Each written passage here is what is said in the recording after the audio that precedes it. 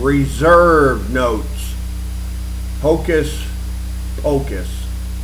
The reserve note enslavement. They take the big old screwdriver and they just put the screws to you with the reserve note slavery. Now let me explain. A $100 denomination reserve note costs 15 cents. That's 15 pennies to print. So you print one and you got $99.85 profit. How many more can you print with just the profit from the first bill? Now this is how the Federal Reserve Note slavery system works. You have a bunch of the 1%, well, they're the 0.5%, maybe the 1/4% of the massively wealthy purveyors, the practitioners, if you will, of this plantation manorial system of serfdom. That's what it is, ladies and gentlemen. It's slavery on the plantation. They print up $100 reserve notes endlessly for nothing. They don't cost them anything. And then, of course, they hand them out to their ultra-wealthy bankster-gangster operators first. The Federal Reserve banks, they get all the shipments of those brand new $100 reserve notes, and they also get the keystrokes. I don't know, you can keystroke, $20 million into a computer for about a nickel. For a nickel, you can keystroke in $100 million bucks. A damn nickel. And then, of course, you take the old screw job mechanism and you load it out to the working class. You turn them into freaking money addicts that are enslaved to your 15-cent $100 reserve notes. Now, people would ask, why am I making this video? Well, let me explain. I watched a senior bankruptcy judge, Marcia Phillips, actually, in Tennessee, in Greenville, Tennessee. She sat up there in that great big cavernous federal bankruptcy court, and she said, how much money did Deutsche Bank lend you? And the answer is none. They entered into a credit contract. It wasn't even money. It depends on what money is, I guess would be the Bill Clinton answer. What does is mean? What is money? Is it that 15-cent screw job system they got? Let me see if I can further explain this concept. A $100 reserve note bill costs 15 pennies to print. How many more can you print with the profit from the first reserve note, $100 denomination? The answer is you never have to stop.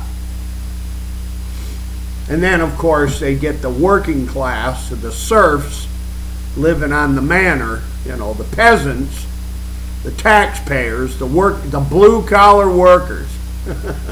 Hell, they do it to the white-collar workers, too. They even got white-collar, blue-collar, And they use those 15 cents, ladies and gentlemen. This is an anal, it doubles as an anal probe.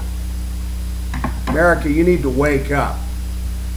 Oh, and by the way, I watched a state justice of the peace in Sessions Court in Tennessee.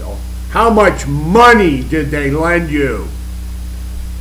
And the answer is 15 cent, $100. Let's see. If they lent you $500,000 in reserve note, paper, fiat money, illegal tender, if they lent you $500,000 reserve notes, how much would it cost them? Nothing. It doesn't cost them nothing at all. And that's the facts. And there's not one freaking voodoo practicing, hocus pocus judge, abacadabra, doctorate there that can argue the facts. They don't want to talk about the fact that $100, the first $100 reserve note they printed, the first one cost 15 cents. And then all of the others in circulation in the world cost nothing. Cost 15 cents, I guess. You had to print the first one, right? Now, I know this sounds crazier than crazy, doesn't it? But prove it to yourself. Find out from the Federal Reserve System how much it costs to print a $100 bill. Reserve note, excuse me. Script. They also call it shin plaster. Now, folks, I want you to remember the screw job anal probe here, and I want you to ask yourself a question. What is the mechanism of your slavery?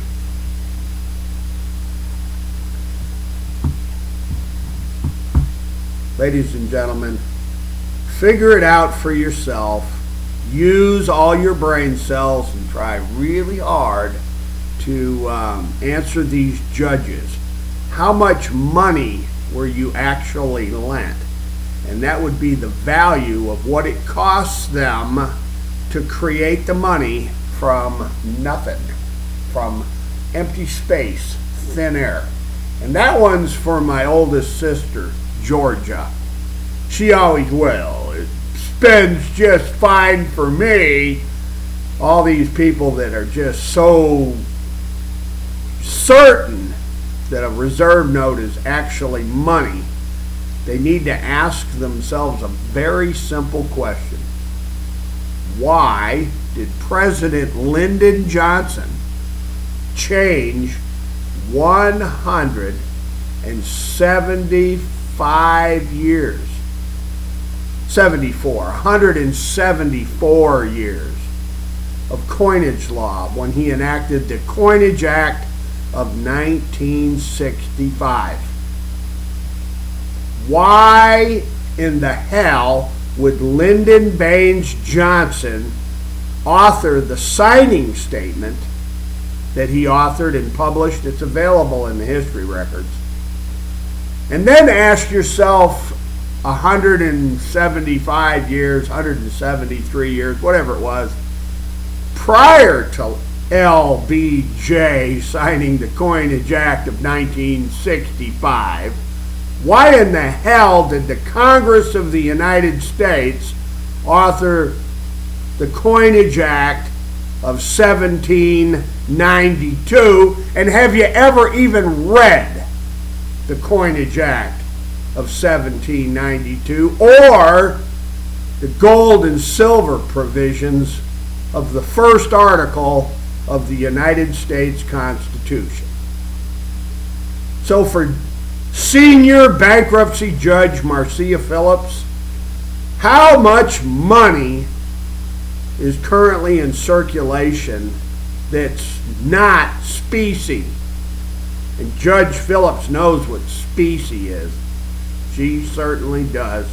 And so don't the courts of the state of Tennessee and Maine and New Hampshire and Vermont, New York, Connecticut and Rhode Island, Massachusetts, Pennsylvania, all the way down to Florida, all the way across to California, all the way up to Alaska and out to Hawaii. In the District of Criminals in Washington, D.C., they know what the gold and silver provisions of the first article of the U.S. Constitution state. Now, in final analysis, we'll take the anal probe here and ask one last time. If you print the first $100 reserve note for 15 cents, how many more can you print with the profit from the first one? Ladies and gentlemen, that's the mechanism of your slavery. Hasta la vista, God bless, and you can bet you we will be back